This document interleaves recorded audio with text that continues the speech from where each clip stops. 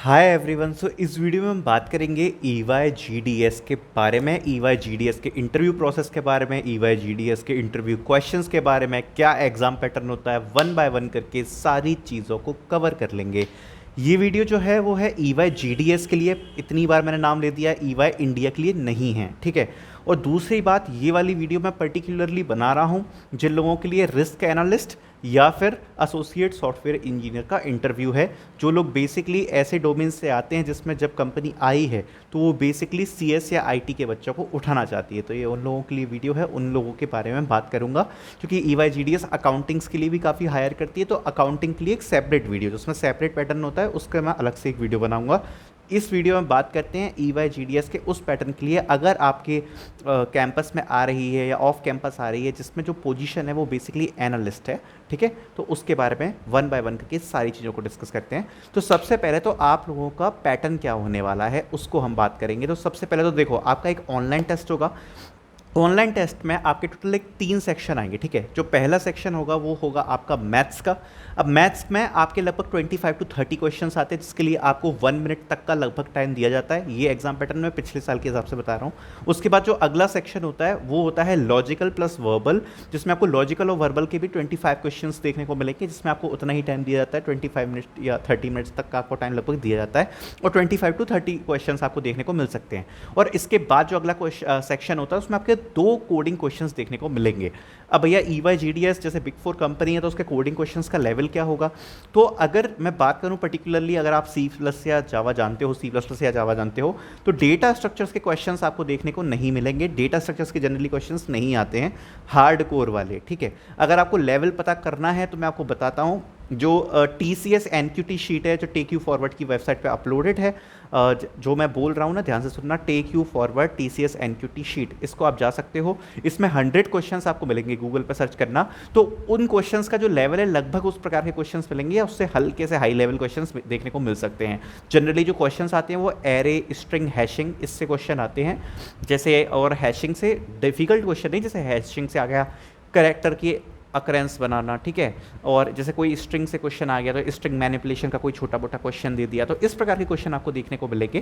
Questions का level काफ़ी easy रहता है, डिफिकल्ट क्वेश्चन नहीं आते हैं, ठीक है। ये हो गया पहला सेक्शन। जब आप इस पहले सेक्शन को क्लियर करोगे फिर आता है आपका इंटरव्यू राउंड, और यहाँ से तो कुछ इंटरेस्टिंग चीज़ें चालू होती हैं। तो जैसा कि रिस्क एनालिस्ट है उसके अंदर भी 2-3 प्रोफाइल्स होती हैं। अगर आपको नहीं पता तो EY की वीडियो आप मेरी देख लेना, सबसे ज़्यादा फेमस वीडियो है यूट्यूब पे, आप डाल दोगे EY आ जाएगी चैनल की, या EY की AN अकेडमी डाल देना तो आपको समझ में आ जाएगी। काफ़ी सारी वीडियोस क्रिएट कर रखी हैं कि क्या क्या प्रोफाइल्स हैं। अगर मैं रिस्क एनालिस्ट वाली प्रोफाइल के बारे में बात करूँ तो एक तो वो है, और दूसरी बात करूँ एक डोमेन है साइबर सिक्योरिटी, जिसके लिए भी EY हायर करती है, ठीक है। अब डिपेंड करता है कि आप किस पोजीशन के लिए जा रहे हो, लेकिन मैं जेनरिक फैक्टर आपको बताता हूं कि अगर आप साइबर सिक्योरिटी वाले में जा रहे हो तो आपसे OS और नेटवर्किंग के क्वेश्चंस थोड़े पूछे जा सकते हैं इंटरव्यू में, ठीक है। और एक बेसिक अगर रिस्क एनालिस्ट वाली पोस्ट है तो थोड़े से चांस कम हो जाते हैं, पूछे जाते हैं लेकिन कम पूछे जाते हैं, ठीक है, अगर नॉर्मल रिस्क एनालिस्ट वाली पोस्ट है। अगर मैं इंटरव्यू की बात करूँ पर्टिकुलरली, तो इंटरव्यू आपका बेसिक डिस्कशन से स्टार्ट होगा, जैसे कि आपका इंट्रोडक्शन हो गया, छोटी मोटी चीज़ें कि क्या फेवरेट है, फेवरेट सब्जेक्ट क्या है, प्रोजेक्ट्स क्या किए हैं, तो इस प्रकार से कुछ इंटरव्यू स्टार्ट होगा। अगर इंटरव्यू के लेवल की बात करूं तो इंटरव्यू में आपसे कोडिंग क्वेश्चंस कराए जाने के चांस काफ़ी ज़्यादा कम होते हैं, आपसे कोड नहीं कराते हैं। अगर कुछ रेयर चांस हो गया तो हो सकता है कुछ छोटा मोटा कोड करा ले, वरना ऐसी कोई पर्टिकुलरली कोडिंग नहीं कराई जाएगी। थ्योरेटिकल एस्पेक्ट्स में आपसे अच्छी खासी क्वेश्चंस पूछे जाएंगे, 10 to 15 20 क्वेश्चंस भी पूछे जा सकते हैं, जिसमें आपसे oops related questions, programming related questions, OS से क्वेश्चंस पूछे जा सकते हैं, SQL के क्वेश्चन पूछे जा सकते हैं, DBMS के क्वेश्चन पूछे जाते हैं। तो इस प्रकार के जो सब्जेक्ट हैं इनसे आपको थ्योरेटिकल क्वेश्चंस काफ़ी अच्छे से प्रिपेयर करने होंगे।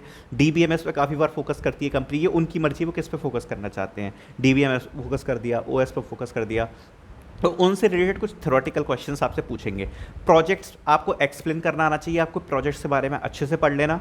और दूसरी जो इंपॉर्टेंट चीज़ है वो ये है कि जितने भी बिहेवियर क्वेश्चन है वो आपको पता होनी चाहिए, like strength, weakness, why do you want to join this company. तो इस प्रकार के क्वेश्चंस आपको देखने को मिलेंगे। कोड के चांस थोड़े कम है देखने को, ठीक है। और ज़्यादा से ज़्यादा वो इंटरव्यू में उतना टेक्निकल भी जज नहीं कर रहे होंगे। जो जज करते हैं वो जज करते हैं आपकी पर्सनैलिटी, आपकी कम्युनिकेशन, आप कितने अच्छे से बोल पा रहे हो। तो इस प्रकार की चीज़ें आपके टेक्निकल इंटरव्यू में आपको देखने को मिलेंगी, ठीक है। जो इंटरव्यू की डिफिकल्टी है वो ज़्यादा नहीं होती है और 20 to 30 मिनट्स तक का आपका चलता है। बेसिकली आपको थ्योरेटिकली चीज़ें काफ़ी अच्छे से प्रिपेयर करनी है। अगर आप एग्जाम्पल्स प्रिपेयर कर पाओ, एग्जाम्पल्स अच्छे से प्रिपेयर करना है। सब्जेक्ट जो मैंने आपको बोले हैं वो आपको प्रिपेयर करने हैं, ठीक है। छोटा मोटा एक आध कोई पजल भी पूछ सकते हैं, तो ये भी दिमाग में सोच के चलना कि कुछ रीजनिंग, कुछ पजल, इस टाइप क्वेश्चन भी कोई एक आध पूछा जा सकता है, ठीक है।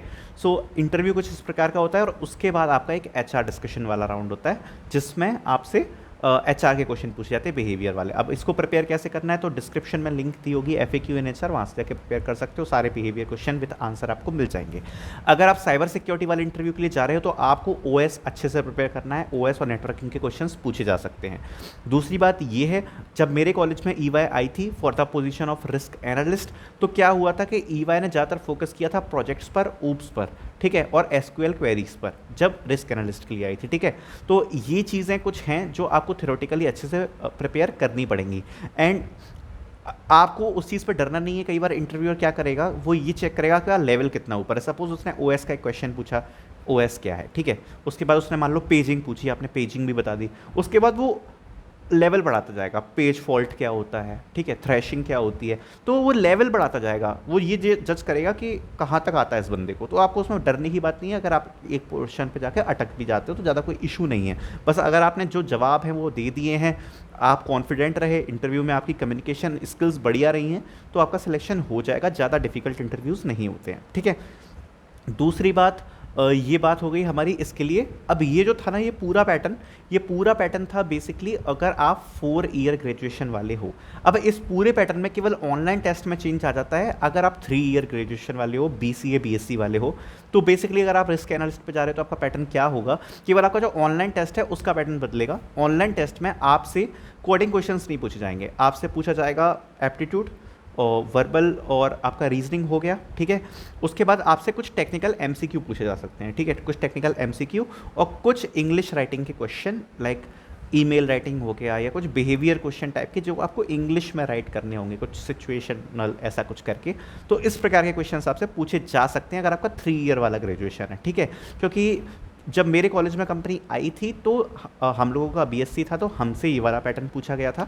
और जो बेसिकली BTech वाले बंदे होते हैं उनसे 2 कोडिंग क्वेश्चंस भी कराए जाते हैं और साथ साथ में इंटरव्यू में भी थोड़ा सा टेक्निकल ज़्यादा पूछा जाता है, ठीक है। तो आई होप आपको पूरा पैटर्न समझ में आ गया होगा, इंटरव्यू क्वेश्चन समझ में आए होंगे और आपको वीडियो भी पसंद आई होगी। तो make sure you hit like to this video. Thank you so much for watching.